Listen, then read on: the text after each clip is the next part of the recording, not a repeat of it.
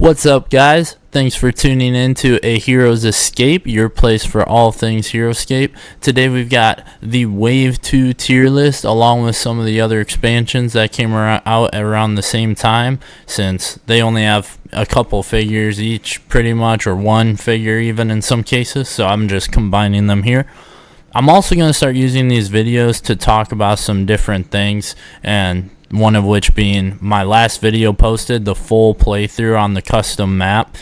It didn't turn out quite the way I wanted. Obviously some of the camera angles were bad. It was hard to see the actual gameplay, but that's okay because I learned a lot, and the next one's going to be much better. I'm going to have much better camera angles for that next one, and it'll be much higher quality. Also, just throwing it out here because my my videos are not monetized, so here's my little ad for my fantasy novel, The Price of Renewal, which is available on Amazon in paperback like this, hardcover, and ebook. I'll put the link in the description below. So anyway, let's get started with the tier list video. Alright guys, so this is the Wave 2 tier list, and Wave 2 is called Utgar's Rage, and this is also going to feature some of the other expansions and stuff. So here we go. We'll go ahead and get started with the first one on our list, which is Subak Na, Morrow Hive Lord. And here we can see we've got a Morrow riding a dragon. I actually have the figures present because for these figures, I actually own a lot of them. There's only the exception of the lava elemental things because I never got that set. But here he is in all his glory. As you can see here, we have the Subak Na figure. And I would say as far as badassness goes, he's pretty cool, but the figure itself is kind of, he's pretty thin skeleton. His neck is very thin and different things like that. So I don't know. It's cool, but it's not orc riding a dinosaur level cool. But let's go ahead and read the card so we can see that we've got 5 life, move 6. Range 1, attack 7, which is huge. Defense 3. He's 160 points, which makes sense with that insane level of attack, 7. He has Hive Supremacy as an ability. Anytime you rolled a 20-sided die for a Morrow or Wolsinu, don't know what that is, army card, you may add 1 to your die roll. He also has Flying, which we know what that is by this point. So it's pretty good. This also helps out some of the other Morrow characters like Nigaxa with the Mind Shackle ability and things like that. And the attack 7 is just crazy. And defense 3 is pretty standard, so I think this is good enough to be at least B tier, if not higher. But we're going to put in B tier for now. We'll move on to our next one on the list, which I do not have the figures for this to show. This is the Obsidian Guards. They are 3 per card. They have 1 life each, move 4, range 1, attack 4, and defense 4, which is pretty good stats for 100 points for the card. Lava resistant. Obsidian Guards never roll for molten lava damage or lava field damage, and they do not have to stop on molten lava spaces, which I think makes sense for their character. They get some points for consistent lore there. They have Lava Throw. When an Obsidian Guard is on a molten lava space, it may add 2 to its range. And they also have Water Weakness. An Obsidian Guard on water space rolls 2 fewer defense dice. I'm going to say this isn't that good, especially because it's pretty dependent on the tiles you're using. So for this to really be good, it's obviously got to be a lava map. That takes out a lot of versatility, and they're not that cool looking. They're just lava monsters. For now, I'm putting them in C, but if something worse comes up, they will be an F. And now shouting out Doggin Day's channel, because this is his mascot of the channel, Dund. This is a Vidar Hunter Doggin. That's the name of it. Its type, a Doggin. So I guess that's where Doggin Days comes from. 4 life, move 6, range 1, attack 3, and a whole defense of 5, which is pretty good. If we pull up the figure here on the board, it's definitely a pretty cool build. My version here actually has the tail cut off, as you can see, which is unfortunate. But it looks cool. It's a cool sculpt, but it also looks kind of grotesque. But some people might be into that. I definitely think it adds a element of coolness to the game to have that variation. He's 110 points, and he has Crippling Gaze 15. Before moving, you may choose a figure within 5 clear sight spaces of Dune. Roll the 20-sided die. If you roll a 15 or higher, remove all order markers on the chosen figure's army card, or cards if your opponent has more than one common card for that figure. That's really fascinating. Also pretty good, honestly. I feel like, I don't know, if I give this lower than an A tier, I feel like Doggin Days is coming for me. But the stats are good with the defense of 5 and 4 life on top of that. And the Crippling Gaze makes sense. So it could be A tier, but I'm going to stick it in B for the time being. And move on to the Diminutive Guard, which is from the Bridge to the Forgotten Forest, I think it's called, the expansion set. And let's double check that, actually. A road to the Forgotten Forest, that's what it's called. He is not that good. Not that good of a figure, but one of the cool things about him is that it's a common hero, so you can have more than one in your army. And he's got 1 life, that's it. Move 6, range 1, attack 4, and defense 4. That's pretty decent, but only worth 25 points, which is almost mind-blowing for attack and defense 4. That definitely brings him up a few points. If he's on a road space, you add 1 to his attack and defense. He also has Devour attack enhancement. All friendly Devourers adjacent to Diminutive Guard receive an additional attack die. That's better than I actually realized he was. So I'm going to put him in B tier as well. Okay, the Deathwalker 8000. There it is, Deathwalker 8000 in all its glory.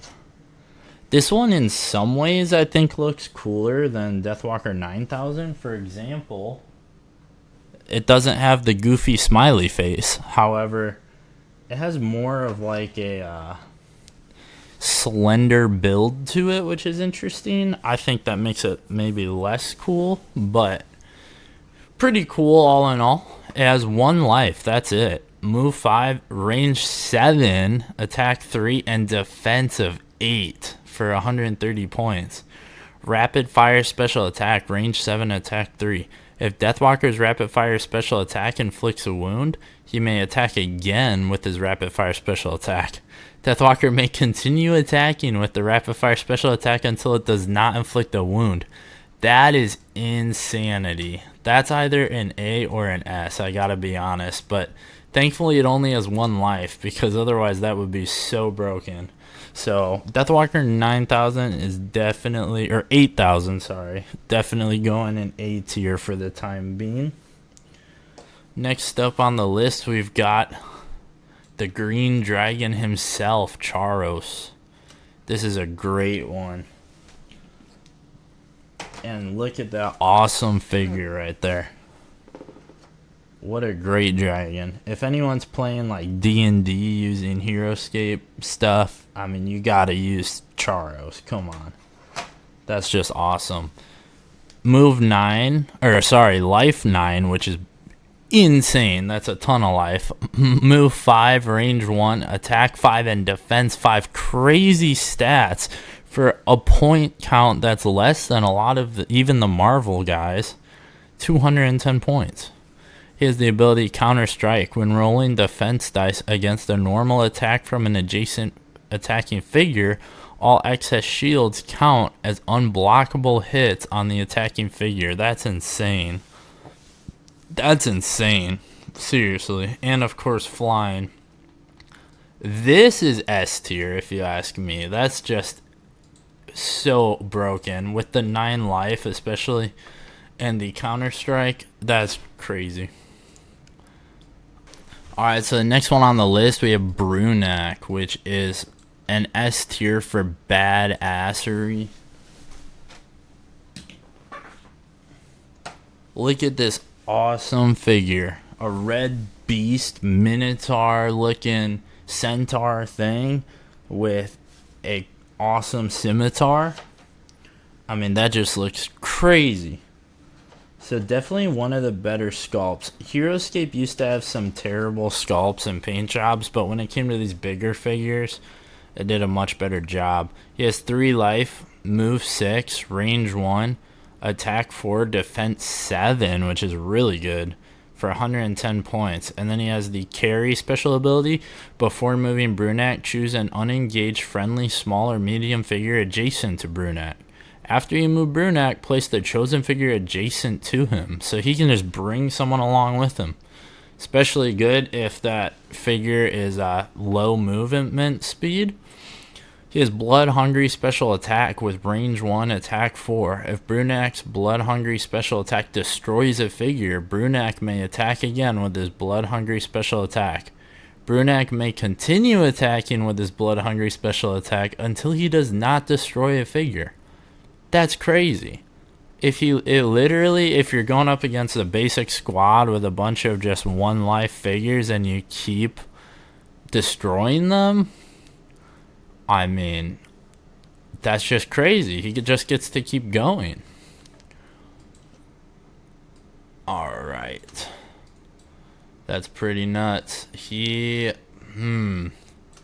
Oh, we also have lava resistant, which we learned what that is earlier if he's on a lava space, but of course you need to have a lava map for that to be useful.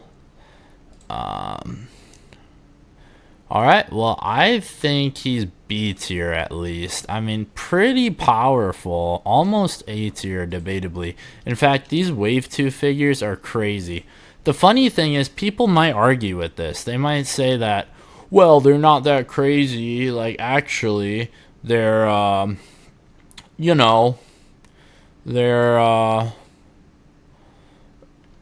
not as good as Wave 1 figures, or competitively it's not as good, or all this stuff. But again, I do not play competitive. I'm not doing the competitive tier ranking with the A+ and the B+ and all this. I'm not doing that. I'm just reading the card and going off of what I think. So our next one on the list is Narek the Glacian Swag Rider, which, if I'm not mistaken, was like a promo release, Gen Con or something. And it's literally just a Swag Rider with a different paint job. So that's all it is. But he's got life of 3, move 8, range 1, attack 3, defense 3. He's only 50 points. He has disengage, we know what that is. Orc defense aura 1, which is, you can have this great orc army with all these power bonuses. All orc figures you control within 4 clear sight spaces of him add 1 to their defense dice.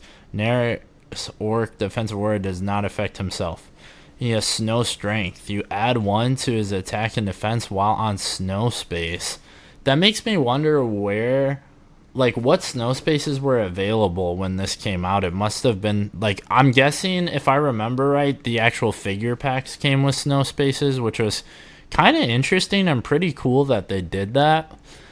But he's good, but not as good as some of these other ones we've been looking at, so I think he's B tier as well. I would say worse than Brunak, but if you have an orc army, very powerful. And I didn't show him because I don't have that figure. But now we move on to Me Berksaw.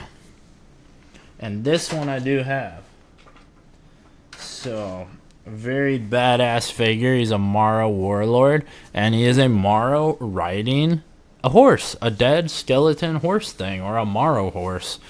So it makes me wonder about the lore. Like, what is it that makes this Morrow horse, or how are Morrows even, that kind of suggests an idea of Morrows were humans at one point and turned into these, but there's no lore to suggest that. It seems like they're actually more like alien things. So I don't know what's up with the horse, but it's very cool. He has a life of 3, move of 8, range 6, attack 3, defense 3 for 50 points. And here we can see this figure here. It looks very cool. Alright, and he has paralyzing stare 16. So just like Nigaxa, but or Kimoshi, but you it's not mind shackle, it's paralyzing stare like Doomed actually. But it's 16. You have to roll a 16 or higher to and then the chosen figure cannot roll any defense dice if attacked by him. So that's really good. So what was Dune's ability called? Crippling Stare. Got it. Paralyzing Stare. I think this is a good card. I think Paralyzing Stare is good. And it's only 50 points, but it's not A tier good. So probably B tier, or honestly, I would even maybe put him in C tier. But I don't think he's that bad. So we're going to say B tier. And move on to our first pair up here, because this is how the figures actually were released, is that the minions of Utgar came in a set with the Morrow drones, which are both Utgar, so I'm guessing the idea is to have them on the same team. But here they are. We can do one at a time. We'll start with the minions of Utgar, but let me set them up on the board for people to look at. Now the thing is, I only have 2 Morrow drones because I seem to have lost one over the years. I don't know what happened with that, and that's a bummer. But here they are, 2 Morrow drones. And the minions of Utgar look awesome. They're beefy. They've got these big wings. And I know from experience of playing, now again, I've never done competitive, but from my experience playing Heroscape, these guys are broken. They have 1 life each, which is not crazy. Move 4, range 1, attack of only 2, and defense of 6 for 110 points. They have Utgar's orders. Instead of taking a turn with the minions of Utgar, you may take a turn with any Kairi warrior you control who follows Utgar. So you can fake out your opponent with that. But the powerful, and they have flying with the wings, of course. But the powerful thing is Deadly Strike. When attacking with minions of Utgar, all skulls rolled count for 1 additional hit. So if you roll 2, that's 4. And normally I would probably say these guys are B or C tier, but from my personal experience of using them, I think they are A tier. They are seriously so powerful. But now we have the Morrow drones. They are just 1 life each, 3 to a card, move 6, range 1, attack 3, defense 3 for 50 points. But they have Hive Swarm. Before moving Morrow drones, roll the 20-sided die. If you roll 1 through 12, you may move and attack with up to 3 Morrow drones you control. If you roll 13 through 16, you may move and attack with up to 6 Morrow drones you control. If you roll 17 through 20, you can do it with 9.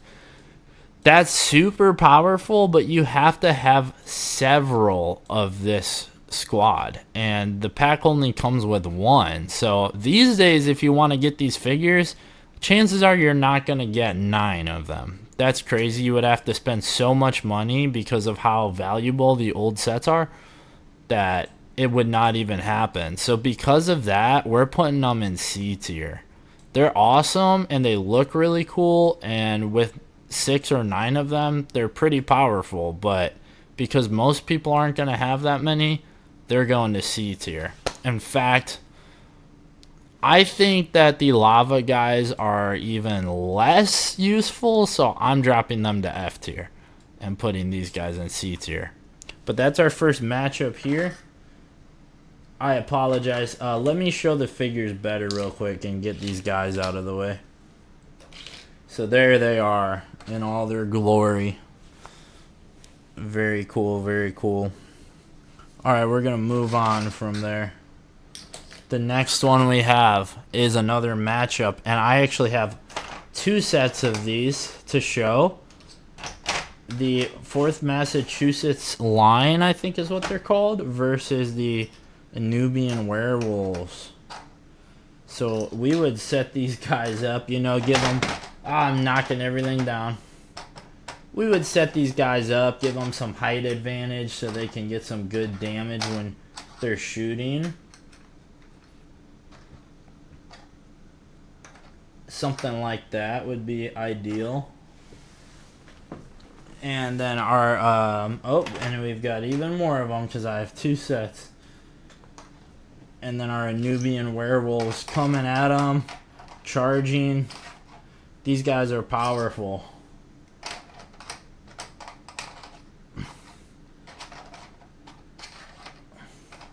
And there we've got it. So one of the interesting things about this is that this guy here, I have no idea how it happened. I kind of explained it in my last video, but he lost his hat somehow in packing. I really don't know, but I had to improvise, and I put a bunch of super glue on his head to build some hair, and then I painted it yellow. And that's those guys. So let's look at the cards here. The 4th Massachusetts line, they are 1 life each with 4 of them to a card. They have move 5, range 6, attack 2, and defense 2. They're 70 points. They have the ability wait then fire. If none of them move this turn, you get to add 1 die to their attack, which perfectly fitting for the concept of Revolutionary War fighters. And it's also a powerful ability. They also have Valiant Army defense bonus, so if every army card you control has a Valiant personality, each soldier on the 4th Massachusetts line gets 1 additional defense die. This is really good, and if anyone watched my last video, the playthrough, you got to see these guys in action, and they're pretty powerful, especially when you are controlling multiple attack bonus glyphs and height advantage. I mean, you can stack this up to, you know, if these guys on the board here are doing wait then fire, you can actually see several of them have height advantage, so they're going to have 4 attack just from that. And if you control a glyph on top of that, that brings it to 5. If they're really high, a mistake that I made in my last video is that they were high enough they should have actually gotten 2 bonus height advantage die. So these guys are insane. A tier, if not S tier. I know that they're one of the most played, and I'm going to put them in S tier because if you have all Valiant Army, I mean, it's just, they're very powerful. But the Nubian werewolves, the Nubian wolves, they're 1 life each, 3 to a card, move 6, range 1, attack 1, defense 4, and 75 points for the card. And by the way, these are both common units, and so you can actually double up on them, as you can see I have done in this example here, because they are, you can just have tons of them. You can have tons of them. You can have an entire battalion of 4th Massachusetts line going up against a ton of Nubian wolves. So they got move 6, yeah, all that, but they also have Unleashed Fury. Before moving, you roll the 20-sided die. If you roll a 1, choose a Nubian wolf you control and destroy it. So that's a bit of a downside. However, if you roll 2 through 6, add a 1 to the attack value of this card. If you roll 7 through 11, add 2 to the attack value. 12 through 15 adds 3, and 16 through 19 adds 4, putting them at 5 attack. If you roll a 20, add 8 to the attack value of this card. This can be pretty powerful, especially when you have lots of them. And just for awesomeness, I think they should get probably B tier, I guess, but they're pretty close to A tier. In fact, I think I might drop Narek down to C tier, even though he's pretty good, but only if you're playing an orc army. And again, this is casual. This is not some competitive ranking. So we're going to move on to our next guy here, which is Kosumet, the Dark Lord. Now, this is the leader that is designed for the Nubian wolves. Obviously, that was what they had in mind when making these. But Kosumet, I know, is pretty powerful. And here he is right here with his little, you know, thing for chopping wheat. I don't know what you call that. But he is 3 life, move 6, range 1, attack 3, defense 3, 75 points. He has Relentless Assault. Each friendly figure adjacent to Kosumet with a relentless personality, like the Anubian Wolves, receives an additional attack die. So, super good paired up with them. Or any other relentless figures. Unleashed Fury Enhancement. You may add 1 to your die roll when you roll for the Unleashed Fury power on any army card, like the Anubian Wolves. So, Kosumet's really good, but he's pretty specific in his use, and you have to have units that actually work with him. For that reason, I think he's B tier. Even though he probably would be A tier if it was more versatile. But here is an A tier card right here. Sir Denric. This awesome looking knight is very powerful because of his ability, Giant Killer. So he's got 5 life, move 5, range 1, attack 4 and defense 4 for 100 points.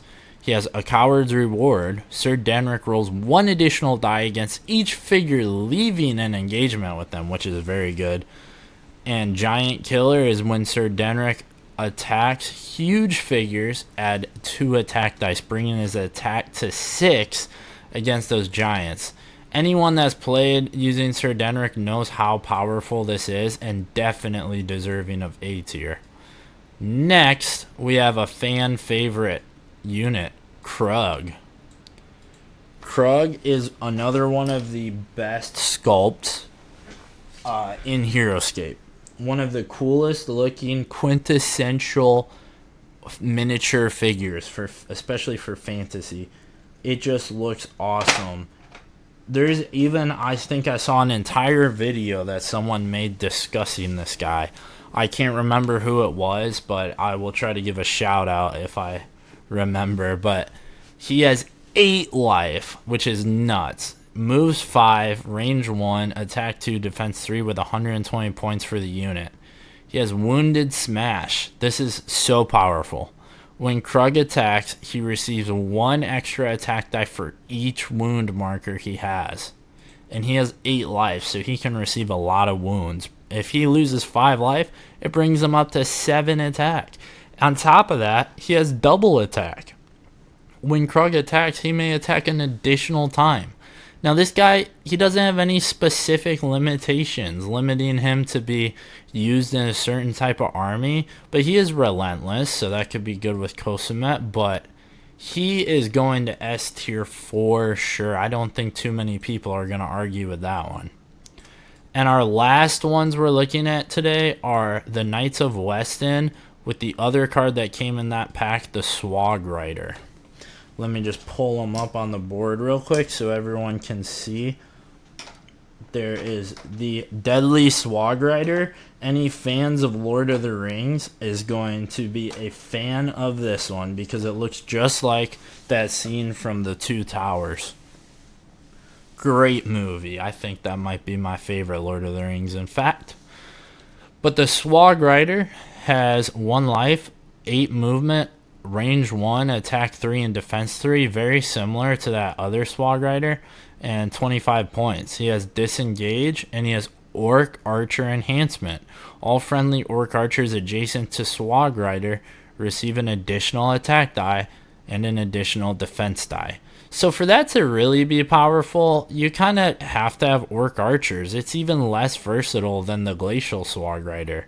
So by that metric, he definitely belongs in C tier because the Glacial Swag Rider is more versatile. And yeah, we're going to put him down there with the Glacial Swag Rider. But if you're making an Orc army, of course it's super powerful. But last we have the Knights of Weston. Sorry for the weird card overlap. I don't know what's going on with that. But these guys are 1 life each, 4 to a card, movement 4, range 1, attack 3, defense 4 for 70 points. That's pretty good right there with those stats. The defense 4, They have human champion bonding. Before taking a turn with them, you may take a turn with a human champion you control. And that's like a lot of figures, so that's already really versatile. They have a coward's reward. Knights of Weston roll 1 additional die against figures leaving an engagement with them, just like Sir Denric. These guys are good. I mean, I think they've got to be A tier up there with Sir Denric, if I'm being totally honest, because there's tons of human champions. And that's our tier list. There's some argument to be made for things like maybe Sir Denric going up to S or maybe some other ones, but this by far is the best figures we've looked at so far for tier lists, in my opinion. I know people will argue, especially with the Wave 1 tier list with Marcus, Aurelius or whatever his name is, the super good one that everyone loves. But I think that just by reading the cards and not having any competitive experience, that these guys are way better than any of those guys. So that's our tier list. We got 3 S tiers this time and 1 F tier, but you could make an argument for Morrow Drones being F tier based on the fact that so few people are going to have a lot of them. That's our tier list for Wave 2. Thank you guys for watching. Please like and subscribe. There will be plenty more Heroscape content to come. So get that subscription in there so that you can be notified whenever a new video comes out. And yeah, thanks again for the support. Signing off.